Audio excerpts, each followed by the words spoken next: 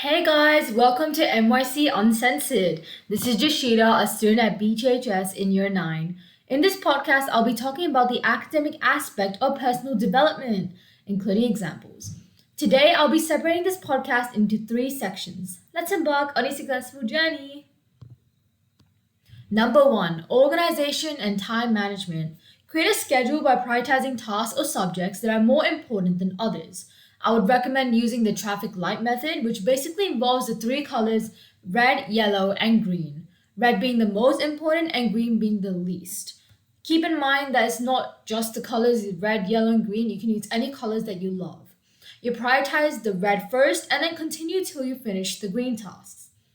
I would absolutely recommend using a daily task app on your phone or laptop. In my opinion, I would organize my tasks weekly. I would write down tasks in that app that I have to finish before the day ends, such as finishing an artwork, getting homework done, etc. And make sure to assign days that you work on your assignments and assessments and to record the assignment due dates, exams, and important events. If you are determined to be a better version of yourself, place goals that you have to meet at the end of the day or week.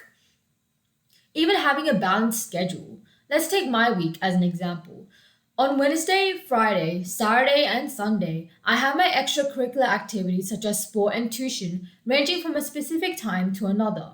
If I'm not free for 6 to 8 p.m. on Wednesday and Friday, Saturday 10 to 12 a.m., and Sunday 3 to 5 p.m., I'll revolve my study schedule around those times, avoiding them. I would usually have Saturday and Sunday as a break time, using those days for hobbies, going out, etc.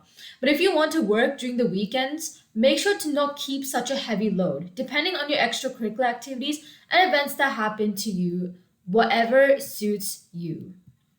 Now, the second part of this is your study schedule and the techniques that you'll be using. For my study schedule, I would recommend using study techniques such as Pomodoro timer, active recalling, and teaching. Something I would not like to do is rewriting down notes, rereading them, highlighting them, etc. I am now going to explain the techniques mentioned above. Remember that not all of these techniques suit everyone. Pomodoro technique. It's pretty easy to get the gist of.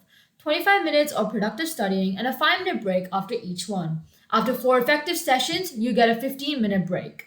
You can twist this into your time schedule. If you think that you can study for more than 25 minutes, increase it by every 5 or 10 minutes, including the long break too. For example, 30-minute study session with 5-minute break, and the long break would last on for 10 minutes instead of 15. Remember, during your break time, do not use your phone. Walk around the house, drink some water, annoy your siblings. Understand? Trust me, if you want to avoid using your phone, I feel like that is the best time. Active recalling is when you recall anything from scratch and use that piece of information. For example, in an answer on a test or exam. For this, palm cards has helped me a lot. Be honest with yourself. If you don't know what the answer is, you don't know. Place that palm card aside and refer it with the others after you're done. Blurbing is also intertwined with active recalling.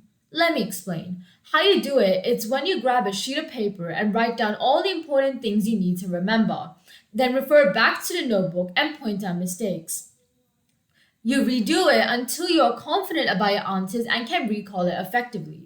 Last but not least, teaching. Yes, it is important and quite simple to grasp. If you want to know how well you can write down an answer, it's best if you know how to explain it. Think of it as you're teaching someone your age that doesn't know about this topic at all.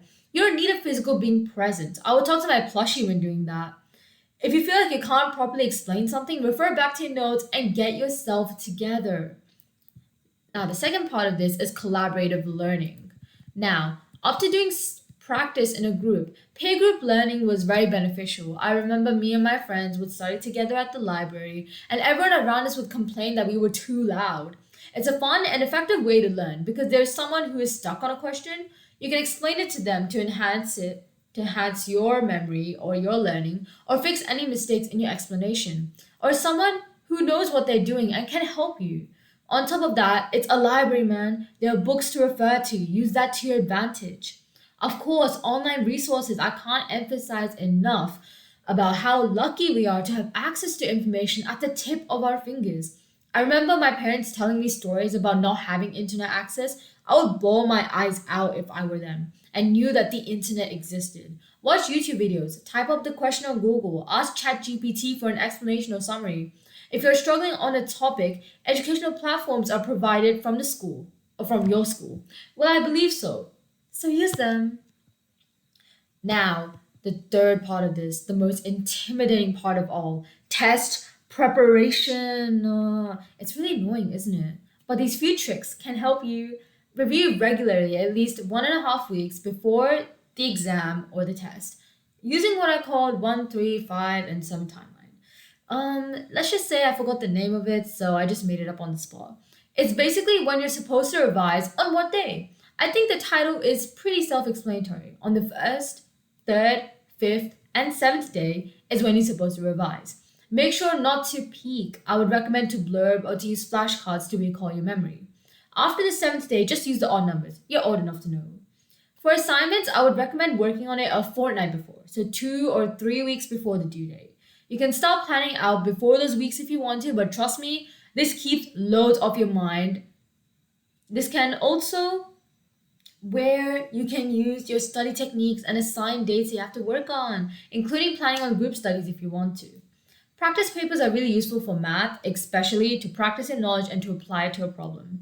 After you finish, make sure to mark it. Don't worry about what you got. Just focus on what you got wrong and correct yourself by providing yourself with the solution. Oh, when this question happens, do this instead of that. Make sure to also stimulate exam conditions. Practice with a time or two. Reminder, it needs to be exam conditions. No disturbing, no talking. Same thing as in class. Well, I live in a very noisy and noisy environment, so go to the library or even your nearby news center. Finally, the last and the most important one of all, well being and self care. Please, please, please, I beg you, treat yourself like a princess or prince. You're going through a mentally tough time. Have adequate sleep. Ensure that you have at least 8 to 9 hours of sleep, not 2 to 3 hours. Trust me, that is complete hell, especially a week before the exam. Have a balanced diet, eat healthy food. Make sure to avoid meat during those times and have snacks in between breaks to keep you fueled. I love chocolate, so eat it in tiny bits. Please don't finish the whole thing, it's such a waste. Stress management, like I said, take breaks. Use them to rest your body. Go outside, touch grass, walk around. Before I go to sleep, I sit up on my bed for 10 minutes just practicing mindfulness. Hearing my breath and feeling my body. Just kidding, I just talked to a wall. I heard that sport is really good for the body and mind too. I would say go out for a run or jog every week or twice a week. Go for a swim in the pool. Do it easy.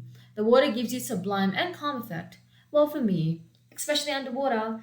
I've been talking a lot, haven't I? Well, this is it for me. Thank you very much for listening about personal development academics. This is Joshita from MYC Uncensored. Peace out.